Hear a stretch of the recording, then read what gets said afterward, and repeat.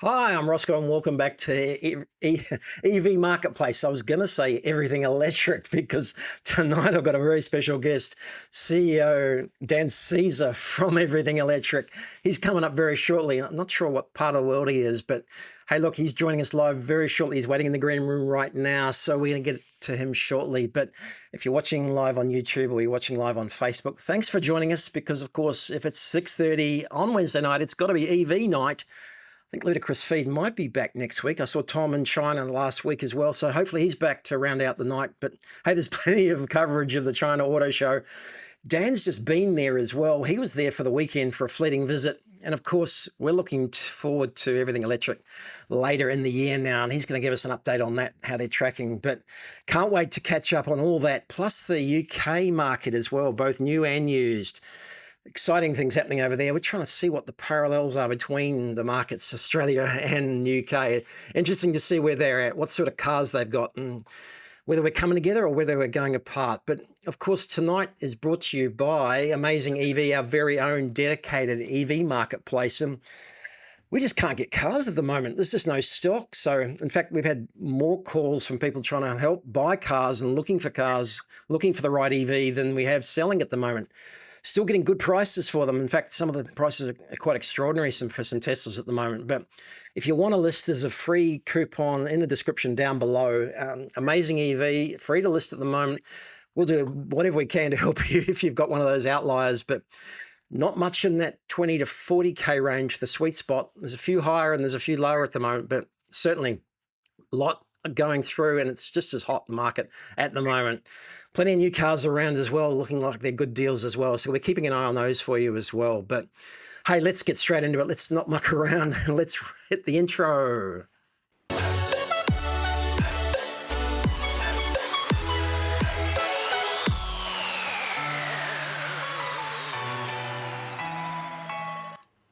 Hey, Dan, good to see you. Thanks for joining me. Hi, it's great to be here. How are you? Good, buddy. Good. Where are you? That's the moment. I'm just back in the UK after a whistle stop tour to Beijing, And how and was I'm it? off to Oslo next. Yeah, it was amazing. It Yeah. was. I mean, there's loads of coverage now, right? The world's Yeah. woken up to something really, really significant is going on in China. And so, I don't know, whatever platform you're on is awash now with Yeah. walkarounds from the Beijing show, with coverage. So, we went to the Shanghai show last year as well. That was the first one I'd been to. We've been Yeah. covering China for in depth for about 7 years now.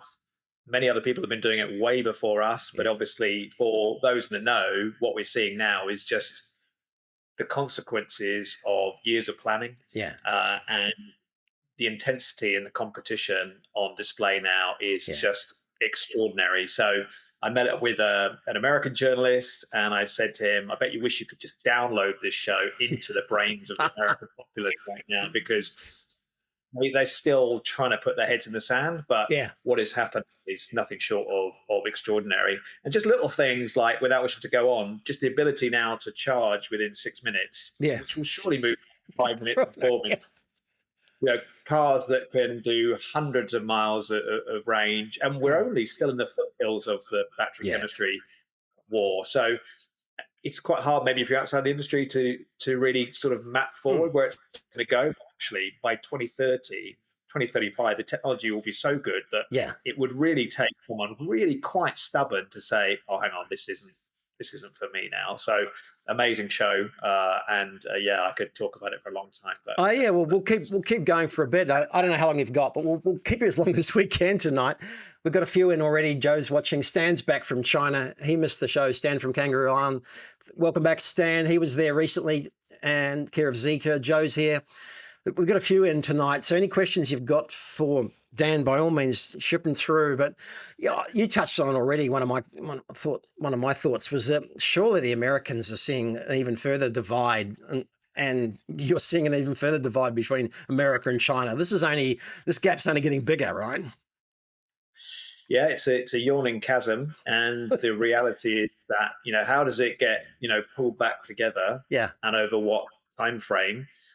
You'd have to say that they probably set the American market to be as it is for another 2 or 3 years. yeah, Uh, if political situation changes there, Mm. perhaps the market will swing back again. But yeah, the irony is we saw loads of SUVs and big Mm. pickups, all sorts of things that Americans love, and I know a few Yeah. Australians love too. I think the used EV market in America is going okay, Mm. but there's not much choice in the new market compared to Australia, compared to the UK, Yeah. compared to Europe.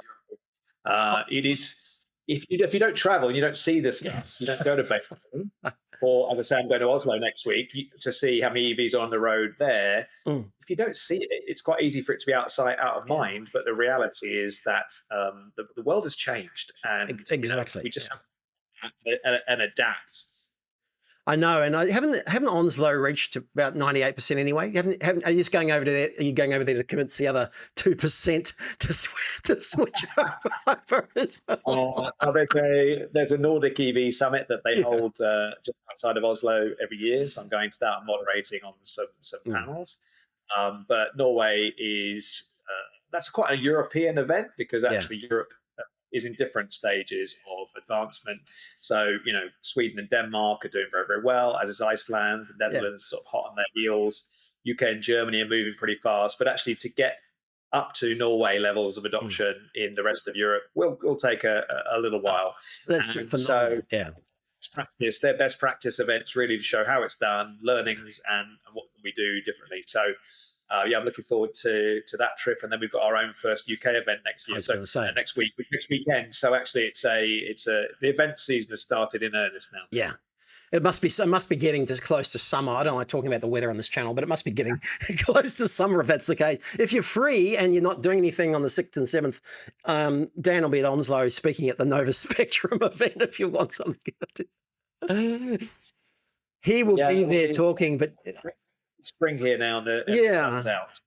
It's yeah. one time I can talk to Australia and not feel too jealous. I was speaking to someone from the UK last week, and they said it's probably warmer here in Sydney. We've had a glorious, glorious autumn, but let's move back to China. Yeah, I just thought, yeah, again, some of the trends again from just looking at the American market compared to the Chinese market. The YouTubers must go there. The big news agencies are going over there. Yeah, it's pretty common knowledge now, and the message is being passed back. Yeah, if it's not filtering through, they're just yeah. I mean, Canada's got the message. Yeah, how long before the Americans get the message, right? Um, and that's the biggest, isn't it? That new exhibition centre in Beijing. That the enormity of that this time. Watching again, I'm happy to chat a bit about it because the enormity of that, looking at it on YouTube, just seemed almost overwhelming this time. Last year looked big, but this just looks incredible. Just almost overwhelming. Mm. I hadn't really. I hadn't really appreciated, because you're just busy, and we sort of got on the flight and started Yeah, prepping for the walk around. Shanghai was absolutely huge last year, yeah, and for Beijing to be quite a lot bigger, and actually, unfortunately for our feet and our knees, the halls are a bit further apart at yeah, Beijing as well. So it was a lot of steps covered, but yeah, it's just enormous. I mean, it does beg another question, which is how long can all of these Chinese brands yeah, coexist? And the reality is that they can't in the long yeah, term. There's too much competition yeah. for consumer demand, and I don't just mean about EVs, just meaning about cars in general. Exactly. So Yeah, we are going to see a consolidation, but I think China's strategic plan, which has been laid out in public every yeah, 5 years, for 20, 25 years or so now, actually accounted for that. It yeah, wanted to launch an armada of EV yeah. companies, knowing one would break through the blockade in Australia, in the UK, in Europe, in North America, etc. So it is a clever strategy. The competition is driving each company. So whether Yeah. it's CATL making their batteries better, BYD doing the same, Zeekr increasing the speed of their charging, whoever it Yeah. is, they're all actually propelling each other forwards. And some of the European companies are coming along in tow, right? Effectively. That's good. And I want to get to that because we're obviously getting a lot of the Chinese brands here, which you've seen, and it's barely started in the UK. There's a couple, but yeah, they haven't even got started in the UK really. So let's come back to that again because I just wanted to go back for maybe people that don't know you. How did you get into this? What was your EV aha moment? I like to ask. Mm.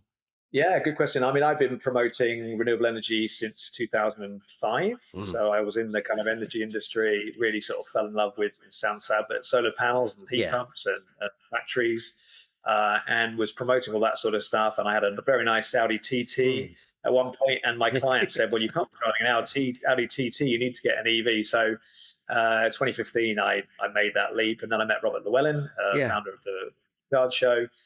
Fell in with him, and we've been on an incredible journey growing the YouTube channels. We've got 3 channels now, growing the podcasts, growing the events around the world. So it's been amazing. But yeah, I got my first EV in 2015. It was a spreadsheet that swung it. I was Yeah. pretty convinced, but tell it to the wife. I actually said, "This, I think, is going to be the cost savings in terms of fuel."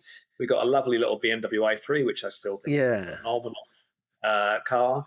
And yeah, there was no turning back then. And just being an EV driver who understood the complexities gave me, well, it really helped my career, if I'm Yeah. completely honest. So get an EV, help your own career. That's my advice. I know, because it's taken some conviction, it's taken some courage, it's taken some pure guts to fight, for as long as you've been fighting. I can understand, yeah, sometimes how the frustrations filter through, but I'm a relative newbie, but yeah, like we're just trying to work out here whether it's again a spike, and I've just done a bit of work on asking a few people whether it's been a spike or whether it is a tipping point. And Mrs. Amazing, actually, my wife suggested maybe it might be just it's a talking point, but if nothing else, we need more talking points. And if it doesn't last, it's put a massive injection back into the whole market here in Australia as well, which is fantastic overall. So let's see. And we're well, as I say, we'll get to that. We're well behind the UK in terms of new car penetration, really, and used car. So coming back to that, but yeah, I guess meeting Robert, and then just curious, how did you convince yourself? How did you come up with the idea for the shows, the big shows, when it started? I remember ICC Sydney, 4 years ago now. So Years ago, I think. Yeah, well, I ran other events, and I'd run quite a lot of events before. I ran something called the Renewables Roadshow. My T-shirt here is homage to something I used to do called Accelerating Clean Technologies. So you can guess what that was about. So I've been running events in the space. When I met Robert, my words were, "I think we can grow the channel." Yeah. Because it's running at a loss. He was putting his own money into it. God bless him. And I said, reluctantly, I think events are the way forward, because I can monetize that. I'd kind of I don't want to run events ever again, but let's do it. And now 22 events globally later, you see a man quite tired, but it's been amazing. We've run about 150,000 test drives. We've promoted all sorts of different clean technologies as well. But actually, one of the key moments was probably doing Austin in 2020. We did some UK events. They went down really, really well. Yeah. So I think we can do this elsewhere. We did Austin. That was well attended. Austin, Texas. Yeah. And then COVID came along, and that interrupted our flow for a little while. But we knew that actually our second biggest city for viewing was Sydney, and we knew our third biggest was Melbourne, and our fourth biggest was Brisbane globally. So we were like, actually, we definitely should take this format down under. And yeah, we have loved doing that. It's been a real pleasure for us to do that. So you follow the YouTube traffic to help guide you with some of the shows as well. We did, yeah, we did. I mean, we had a big audience in America. Austin was quite a surprise, I think, when we announced we were going to do Austin. We did have audience in Texas, but it certainly was nowhere near the sort of top 20 cities in the world for us. So it was a bit counterintuitive, but we wanted somewhere a bit more central that felt like a weekend destination. And actually, there's a huge amount of wind power, in particular in Texas, and a lot of Teslas being driven around Austin back in 2020. So it was good. It was a good meeting point. But yeah, ultimately we then started to go, well, where's our next biggest audience after London? And it was Sydney. So when we did that event, but that seems like quite a few years ago now. Let's talk about Sydney though, because look, we're very excited you're coming back. Disappointing in terms of the news, and I guess the timing worked out in one way or another that when we got the news. And I say disappointed because, for me, it was a central focus for the year. And with Melbourne last year provided 2 central foci, I guess, we really, for people to come together, look around the room when it was still it was tough going for a few months last year, still, and earlier this year before everything got so exciting. But just to look around the room, see so many people that looked like you, smiled, felt the same as you, were in the zone, in the mood. Just to see that there were so many people just like us in one place, I guess that must keep you excited about the whole process as well. But looking forward to coming back to Sydney as well. Yeah, well, the events re-energize us because it's a chance to actually connect with the audience, because actually YouTube is brilliant, but it's sort of quite abstract. You're doing loads of stuff, Don't spend tons of time in the comments. I've learned that Yeah. over the years. So the events re-energize us. We're really looking forward to come back to Sydney. Before that, we've got a show in the north of England, a show in the west of England for the first time. And just before we do Sydney, we've got a show in Greater London as well at Twickenham Rugby Stadium, a place where Australia regularly beats us. Yeah. And then they come over to Sydney for that show, and I'll be going to a few other shows of other people's in the meantime, including Goodwood. So yeah, it's a really busy time of the year. Obviously it was a very difficult decision to kind of defer the Sydney show back to from March to September. Ironically, the weekend we were due to fly over was the weekend that the conflict started in Iran, so we couldn't have flown across Dubai and the Middle East anyway. How bizarre is that? But the primary reason we deferred it was actually at that point the market was a little bit flat, and it kind of swung a little bit towards FEVs. Yeah. And so what we're seeing now is the result of the president of the USA invading Iran. So we're seeing, whether it's a spike or a tipping point, we're seeing he's actually pushed a lot of people towards battery EV. Yeah. But previous to that, his pulling down of all Biden's policies in the US, actually, and a lot of the car makers in the US started to move back towards FEVs. Yeah. That saw that start to infect the Canadian market because we have a show in Vancouver as well. We saw it start to spread across the world. So a lot of the car makers were actually launching FEVs in the first quarter of this year. In fact, saw you in February when I was down in Sydney, and I'd just come out of the big car makers. They said, actually, we're not launching any BEVs until the autumn. We're launching them. We're launching BEVs at the moment. So it's amazing.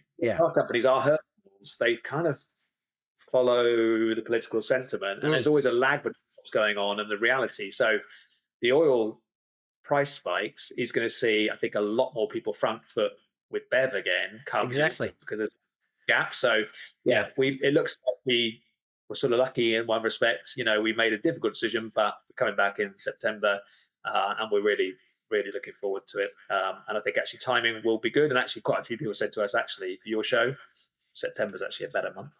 So anyway, exactly. It is, be lucky in life is one of the key things. If you can, I know. Who is to know? And we hope. And is Robert coming back for that one? Does he plan that in? That's the plan. We're just trying to work that through at the moment. Robert's celebrated a significant birthday in the last month or so.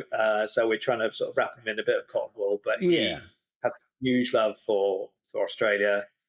For Sydney, his mother-in-law's from Brisbane. You may know that. So, we hope he'll be part of the group that comes out in September. But we're still working through the details of that. But I'll be back for a flying visit in July to Sydney, and pretty much, I love it. So I don't. Yeah, I know exactly. Even in winter here, and I hope Jack's back as well. Tell Jack to come back again. He seems to have burdened Robert with an enormous amount of work. There's been about 10 new launches in Europe in the last month. Robert's had to step up again. Well, if I can, Jack is a phenomenal presenter, lovely guy, and he's been brilliant for the channel over the last 5 or 6 years. But he's on a bit of a sabbatical. He's of an age. I don't want to speak for him, but maybe he's sort of leaning towards settling down at some point. And he said, actually, I'd like to go on a bit of a sabbatical. And, with great jealousy, we said, okay, all right. And the others have all had to step into a whole number of shoots they wouldn't have ordinarily done. But he's Robert's at the commercial van show over the weekend. He loves a van and he loves a truck and all the rest of it. So, I know, I do too. But we'll get to that. I want to go back to hybrids because I just did you see a lot of EREVs? What was the vibe about EREVs and long range EREVs? I guess in China this time. There were two big themes from this show, in my opinion. One was how many big cars there were. Yeah. We saw quite a lot of smaller cars in Shanghai. Yeah. I'm a big fan of smaller cars. Yeah. It's the essence of an EV. It's the essence of an EV, isn't it? Right. Really. The world is definitely over the last 20, 25 years, due to billions of marketing, has moved towards bigger cars, SUVs, etc. And I know from driving on Australia's roads, Australia's not been immune to that. In Yeah. fact, they've got some, hulking great vehicles in Australia. You've got quite a lot of space there, so I understand it. Europe's a bit different, smaller roads, etc., Yeah. etc. That big vehicle theme was really preeminent at this year's show, and Elliot and I speculated that that was car companies sort of being conservative rather than taking a risk on pushing smaller cars. They were kind of the SUV is their sort of sweet spot. Yeah. So we saw loads of big SUVs, loads of big people carriers, loads of pickups, etc., etc. So that was one of the themes. The other theme was EREV, Yeah. and I'm actually less anti that than you might think, but I don't think it has a long-term future, No. because I think ultimately you're carrying around two powertrains. There's Yeah. additional Oh, yeah. cost, less, etc. But I think if it gets a few more people into EV over the next 10 years, then Yeah. that's not necessarily the end of the world. And I'd rather they were driving an EV that maybe had 100 miles electric range than 40. Yeah. Exactly. And ultimately, I think if chemistries get better, ranges get better, Yeah. that will answer all the questions. But you live in a big country, right? Yeah. Actually, the average mileage Australian drives is lower than a Brit, actually. But Yeah. for those times where you want to head out, you might want some comfort. So we're a little bit less EREV than you might anticipate, but Okay. also it fundamentally is the battery driving the wheels, so it is Yeah. Yeah. it is a subtle different technology. So yeah, quite a lot of EREV technology out there. But yeah, ultimately, the likes of CATL and BYD and Zeekr wouldn't be spending the money they're spending on battery Yeah. development, Yeah. charging development, if they weren't absolutely, you know, Yeah. desperate to make sure that it's battery EV that wins out in the medium to long Yeah. term. It is going to be for them. They've built their whole supply chain around the battery. Yeah. Yeah. And going to be the most economical option in the long term. But haven't the Chinese been adaptable in terms of producing? Yeah. I mean, I think there was a bit of a naivete from Europe thinking actually that China would just try and push EVs and that would be it. But actually, Yeah. they will soak up market share any which way they can, Exactly. and you'd have to. It's quite smart. And that's exactly what we're seeing here, as you well know. But they're putting cars into whatever niche straight away that happens to work or can make money and establish market share. And EVs are a nice dream to have, and maybe that was the go. But they're happy to fill it with hybrids. They're happy to fill it with utes. They're happy to fill it with whatever they can to establish market share, and just extraordinary. And I guess, have you started? Let's just jump in. Have you started to see that in the UK? Is that starting to be a talking point? Because sometimes we're envious of some of the cars, the Renault 5s, Twingos that you get over there. They're never going to come here. There's no way they'll come to Australia. Yeah, I mean, it is different here. Like the plug-in hybrid sales have been okay. Battery EV sales are good. Battery EV sales are much bigger than plug-in hybrid sales here in the UK. There's been a bit of growth in plug-in hybrids. I got that one up here. But the reality is it's a much smaller country. Yeah. So actually, there are people, and I do it occasionally, who drive into Europe, but actually it's not Yeah. commonplace. And most people will, even if they go on a long journey to Scotland from the south or to Wales from the east or wherever, they can do that in a battery EV. So the EREVs will sell here in the UK, but I think particularly for Canada, Australia, America, EREVs are going to sell well, I think. Yeah. And yeah, we've got some great cars here. Renault 5, I've been driving one of those recently. Yeah. Great car. And so, car. Really good price. BYD, MG were there in the UK, and we're just going to start to switch to the UK and just focus on what's going on there, both new and used, because that's where we started talking. That was my original fascination. But the China story feeds straight in. BYD must be starting to load up big time, yeah? Yeah, they're doing very, very well. I think a couple of months ago in Australia, you had 6 out of the top 10 best-selling battery EVs were BYD. They've not made quite that impact, but they're doing very, very well from a volume perspective. UK market traditionally leans quite heavily towards the German car makers. Yeah. And we're seeing BYD make big inroads, but as is Chery with the Motor JQ. There's a lot of those on the road here as well. Is that a hybrid? Is that J7 a hybrid? We've got the J5. Is a hybrid. That Yeah, was actually, you may have this on slide. That's actually the best-selling car, yeah, full stop, in the UK last month. I've got that one. Yeah, But they've got the So that's all cars. yeah. So that, yeah, yeah, It's extraordinary. The Ford Puma has an all electric range, which is selling yeah, well as well. The Qashqai doesn't. The Sportage doesn't. The Corsa it'll be a mix of different fuel types. The yeah, MG HS is a plug-in hybrid. yeah, Model Y breaks the top 10 as is common. But the reality is that, a Motor JQ are hitting the market, trying to meet the market where it is, and so for yeah, them, some fares are going quite well, and also conspicuously, Jaguar Land Rover hasn't really come to the party with electric Range Rover yet. It's been delayed for a long time, and yeah. not for everyone, because there is a difference between the finish and the expectation for a Range Rover versus a JQ, for example. But for some people, they're like, actually, I quite look at that Yeah. JQ5. It's giving off some Range Rover vibes, and actually, It I is. like that. Yeah, So it's a going to lot do of well motors, at the price. Yeah, at 36 grand in Australian. I don't know what's that in pounds. That's 20,000. That's less than 20,000.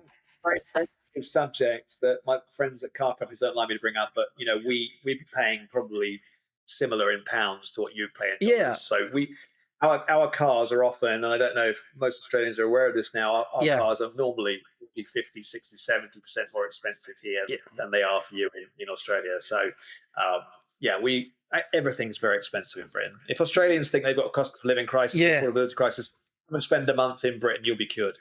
The other case, my case study along the line was the MG4. Yeah, you were paying in pounds what we've been paying in dollars for quite some time for that original MG4. Yeah, just, and then the other stories I get about the public charging rates. You're paying in pence what we're paying in cents at the Yeah. public charges as well. So It's eye watering. If you've got a driveway right now, it's a no brainer in the UK. mm, If you haven't, it's still probably comparable.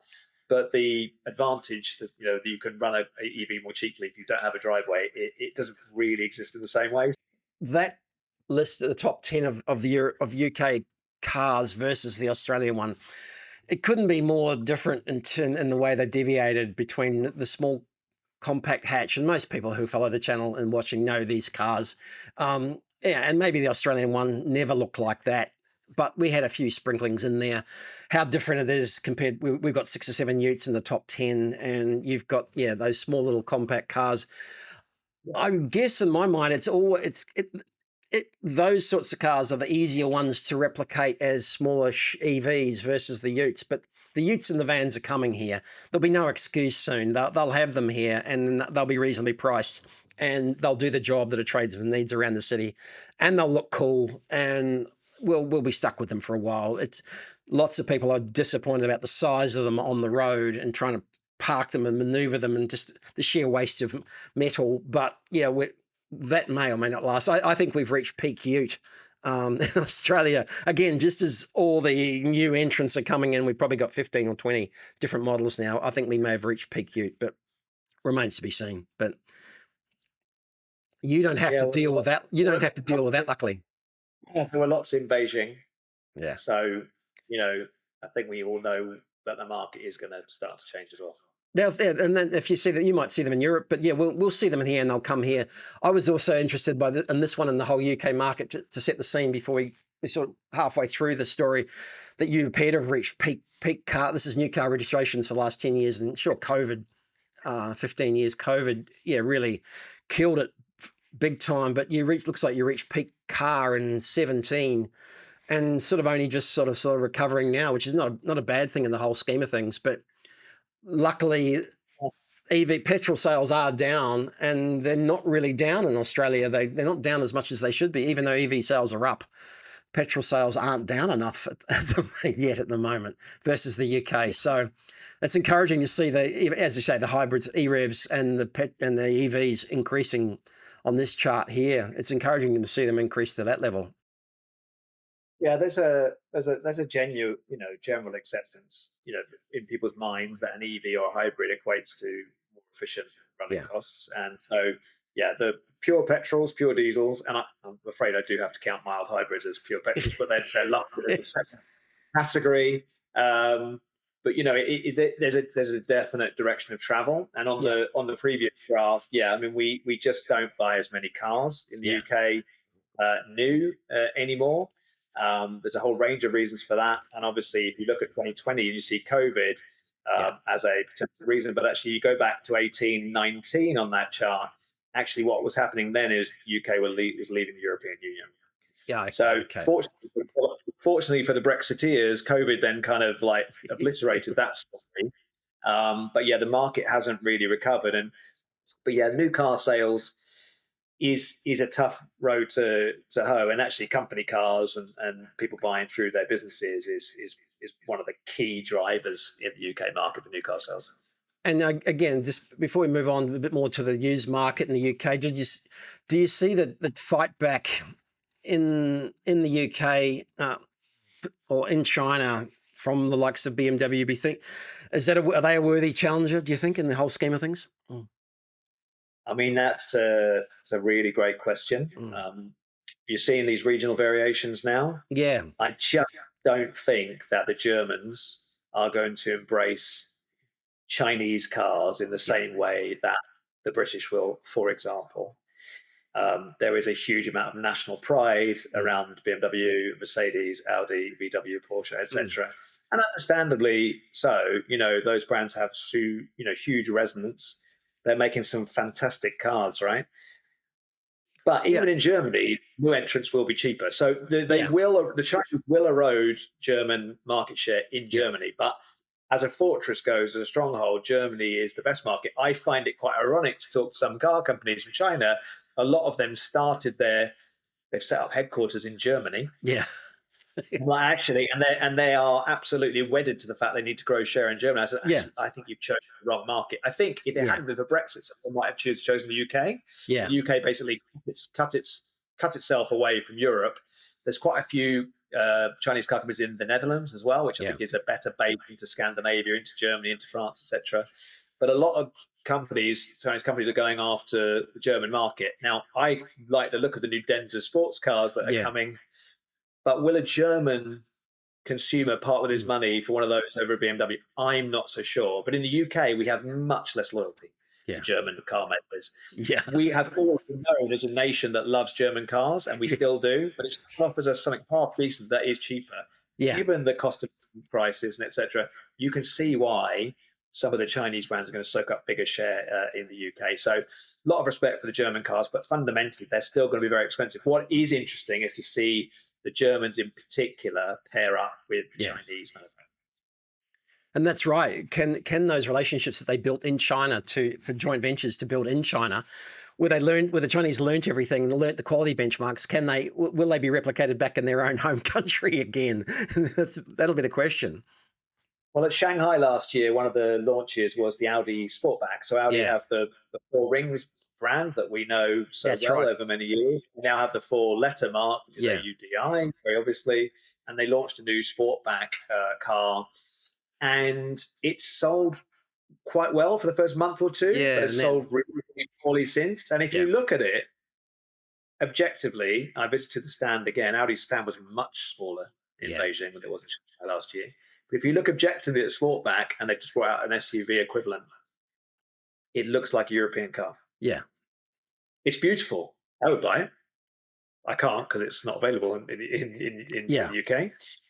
But it looks like a European car, and the Chinese are prioritizing their own Mm. brands, of which there are many. It's an expensive So route to go down because different models, different niche models for different markets, multiple options, multiple different styles, accessories, and yet the Chinese tend to standardize. We won't get too much into it, but they're standardized the packs, standardized the offerings, and they're just a hell of a lot more cheaper for what you get. And so it brings in the whole question for another day that the value of the premium brand anymore. Was it based yeah. around the engine? Porsche are going to have the same problem, but we won't dig too deep into that because we'll never get out again. There was a couple of quite significant moments at the Beijing show, which I think your audience might find interesting. One was there was a senior, I think, top, very, very high level executive from VW on the Xpeng stand. And there was a huge crowd that gathered. Yeah. And they were in very public courtship, right, on the Xpeng stand, which I thought was interesting because how can the Germans or any other legacy automakers afford to ignore these companies Yeah. now?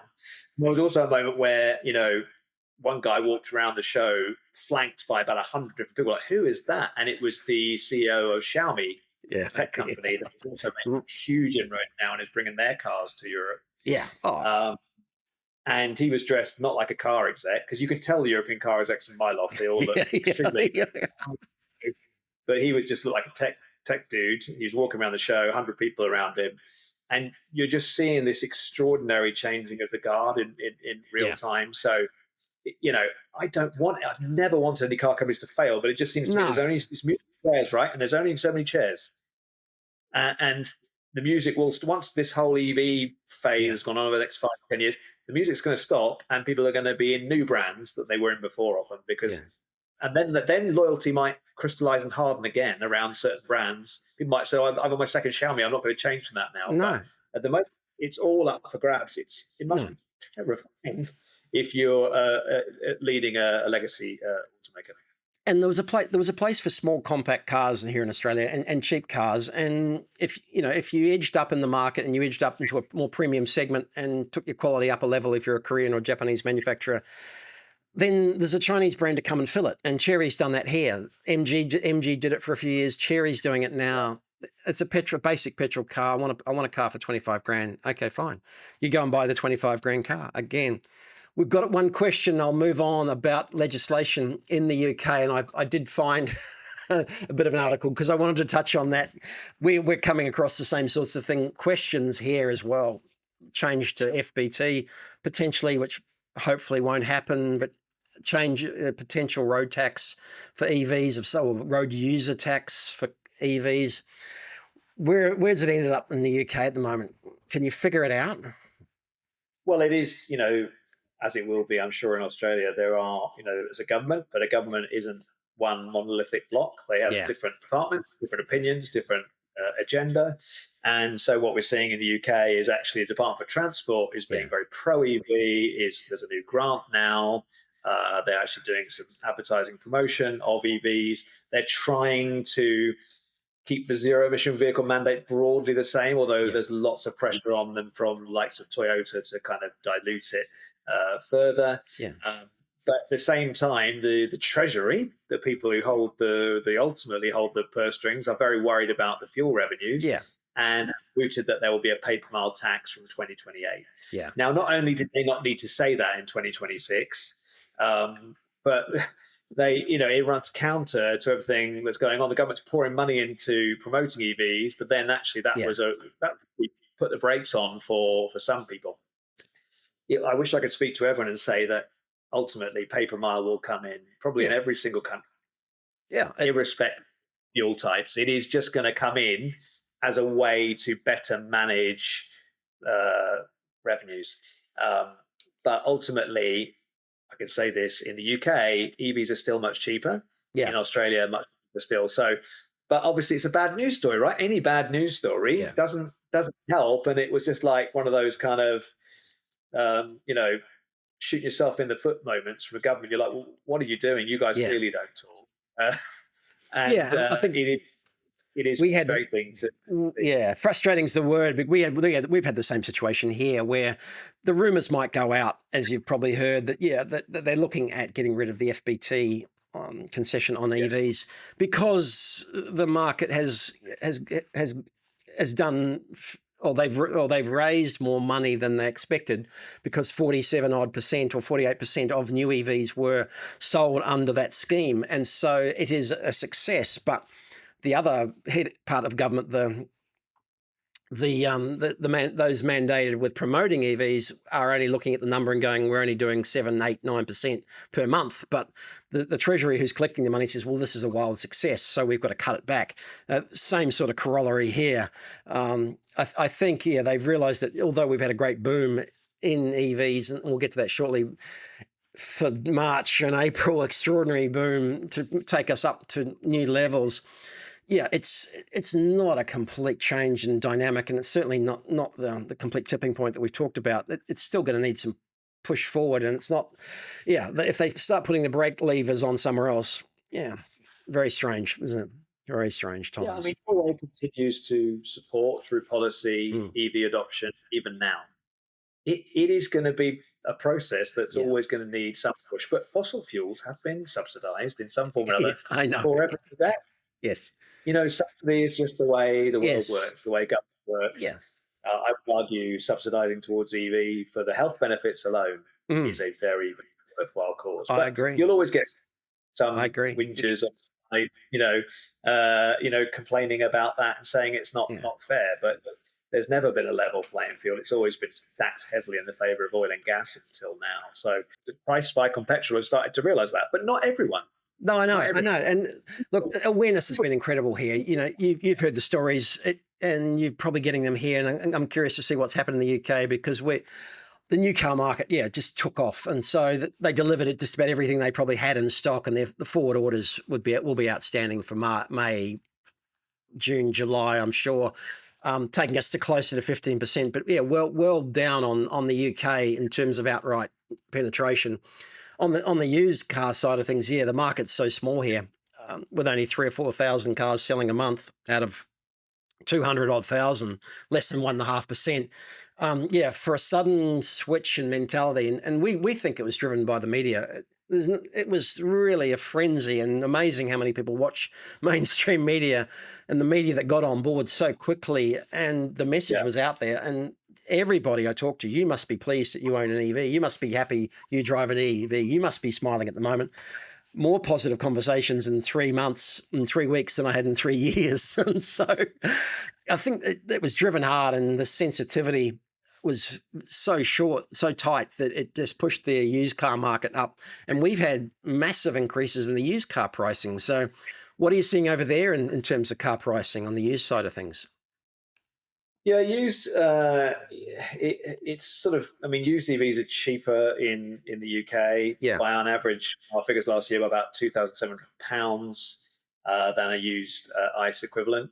yeah, So used EV sales, lots of people have had their first EV for a while now. So there's lots of used EVs coming yeah, into the market. The penetration is about 5% before the kind of oil spike of the market. yeah, Yeah, so it's about 80% of car sales in the UK are used as yeah. opposed to new. That's huge. Yeah, Um, Moving much more quickly off the lot yeah, than the used ICE cars. We will not really get an accurate picture. It's quite opaque here of what's going on in the used market for EVs as a result of the oil crisis for a quarter. yeah, But certainly, the anecdotal stuff is very positive. I think Australia's had the most steep growth of yeah, anywhere because it's so far from everywhere else. It's not just about the cost of everything; it's about fuel dependency as well. yeah, Uh, so the UK has definitely seen some uplift, new and used. The interest on EVs has spiked in terms of searches, etc., etc. yeah, But the used market's got. I mean, you can get some fantastic used EVs now, and that's yeah, where I would advise any of my friends and family to yeah, uh, head to. It's really kind of interesting. But I think in Q1 2026, so before the price spike, effectively, you're looking at about I think it's about 120,000 new EVs sold and mm, about 80,000 used EVs sold. And also, there's a point at which maybe, and this is not an original thought from me, a guy called Zach Shahan, who runs Clean Technica website, wrote a mm, piece about this last day or so. Um, Maybe to an extent, the used market now it exists is kind of undermining the new market mm, because we've actually I'll get a why would I pay for one? It's going to drop value off the forecourt. Why don't I actually get a used one? So yeah, the cumulative growth is very, very significant. So the used EV market is healthy and growing very fast. And we've had some of the furor, some of the media excitement that you've had, but not quite to the same extent, I think. But it will play out over the next quarter. We will see, I think, pretty good figures for Q2, Q3. yeah. I think Typically, we're tracking it. Yeah, we're tracking it monthly here through AutoGrab, and they release some preliminary inter-month numbers, and just incredible that the summary for March, and it's blowing out basically the stock that was available. There's still cars available in that higher price range and some of the lower price range as well, but in that sweet spot. Do you think the market in the UK for used EVs is driven because the new ones are so expensive? I mean, that's it's just a nation that 4 out of 5 cars sold are used, right? There has been a bit of a depreciation issue in the UK, which I'm sure you've seen in Australia as well. Whereas I think quite a lot of the initial EVs were sort of overpriced, so there has been a correction. Hmm. So the Porsche Taycan is obviously one that Yeah. we mention regularly. You know, Oh, it's the poster child for depreciate. It's the poster child for depreciation. Isn't it? the reality is that the actual percentage of people that buy a car like that outright is very, very small, Hmm. and they are actually probably people who are really quite wealthy. And it doesn't really matter. The average person is not buying a car that way in the UK. They're buying a used car, or if they're buying a new car, they're getting Yeah. it through some sort of finance. So, but what I think happened was quite a few of the car companies sort of cynically priced their EVs higher than their ICE cars as a sort of deterrent, I think, in a way. Clearly, they are trying to understand the economics of it, and it is harder maybe for a company that's been built around engines to create EVs as profitably as they've been creating ICE because of Yeah. they haven't got the scale yet. But at the same time, that's just found a balance. We're not going to see more depreciation in the EV No. sector. It's just down. It's hit the natural level relative to demand. So Yeah. I think the used EV market is like there are just so many great. Yeah. Exactly. And I'm like regularly on the used EVs. I was going, oh, I could get this for that. And it is pretty exciting. But I think I'm into cars. I dare say you are as well. Mm. The bulk of people aren't, right? They're not really. They're just a matter of getting from A I know. to Z. And the car industry we look through the lens of the people who love cars, but actually Yeah. probably a huge percentage of people just want something to get around in. Yeah. I mean, there's some pretty ugly, ordinary looking cars that selling huge volumes. I know. People have got the kind of face that only a mother would love. You like, who is buying that? But actually, people just don't care. I know, just want and a good there's a few Chinese ones that fall into that category here, but no one cares if it's a fridge on wheels. It does not matter because as long as it cools things and drives and goes and comes home, if it's 35 grand, it doesn't matter if it's a fridge on wheels. So, and I find that interesting about the market in the UK. I've just got a bit of noise in the background, but I'll keep talking.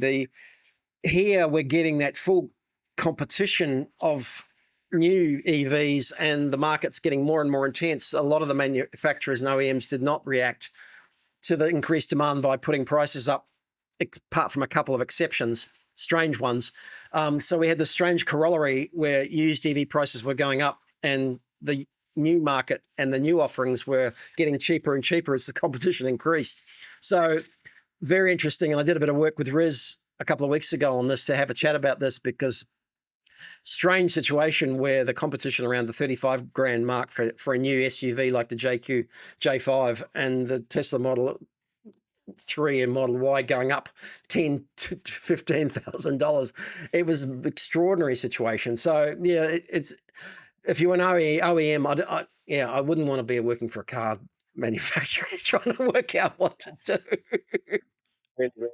really hard, really hard. But it's this change is happening, right? And the first thing to do is to accept it's happening, and then to Exactly. accept the reality, deal with the reality. Hmm. What we're seeing from a few is that they're just still refusing to accept that this is the norm for a while until the market settles down again in maybe 10, 15 years. Then we've entered a new predominantly all electric market, and it will look so good, I think. Yeah.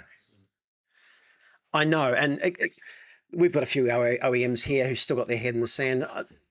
One in particular, starting with T, has got an extraordinary number of electric vehicles in the US market, right? And yet virtually none here. And so it's bizarre. And speaking of the US market, without staying on that, yeah, their used car market is doing extraordinarily well. Used EV market, almost half the number of new EVs, and after they knocked back. One of the things that drives new car sales, is new cars, and by I mean new models, right? There's a trend. Oh, this is a new car, and then that trend evaporates after 6 months to a year. Another new car comes in. In America, they haven't got that, so that creates a totally different balance where you would go used. I thought you're like, well, nothing new is really coming in, so I can't drive a BYD in from China. Donald said, so I'm just gonna go to the used market. So yeah, totally different, almost like false artificial dynamics playing out in America at the moment. Exactly. Yeah.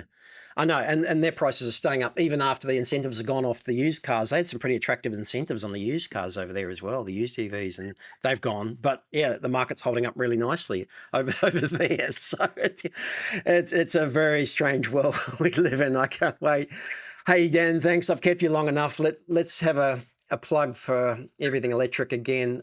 We loved it. We look forward to it and can't wait to see you guys back down here again. I hope there'll be more brands, more OEMs, and more EVs on display this time, and can't wait to see Yeah, all you no, guys down here. yeah, we're very confident in that respect. It's going, Mm. sales are going really well, which is what it comes down to. Who's going to be on the floor? Yeah, It's September 18th to 20th at Sydney Showground. No, we can't wait to be back. As I say, we've been, I think, quite lucky. It was a difficult decision to defer it, but it's a great show. It's a great city. From our perspective, we cannot wait to get down there. And yeah, I mean, it is interesting how the market's sort of playing out. And Mm. this show, you can actually bring together the other parts, which I think are important. We haven't talked about, like the battery, solar, and the V2G, and working with the energy supplier, to have zero bills, and and how do you actually have an EV that maybe even pays you, yeah, I know. So I think bringing all those things together is quite interesting Yeah. as well. Yeah, from our perspective, it's thank you for having us on today, and I look forward to seeing you in person soon. Thanks for joining me. I know we could talk V2G, we could talk fast charging, we could talk all the rest of the models from China, but we could go on all night. Thanks, Dan, and look forward to catching you next time. If I don't see you before, we'll see you in Sydney in September. Thanks a lot. Take care. That was Dan Caesar, and what a great privilege to have him on board tonight. Fantastic to chat to him because so many insights from the UK, all the news from China and America. He's following it closely and been following markets around the world. UK is going in a slightly different path to Australia, probably a few years ahead of us, but I think the Chinese are on their way there. And can't wait to see what unfolds here on the used market in Australia as well. So that's all we've got for tonight. Thanks for joining me, and I'm Roscoe, and we'll see you next week.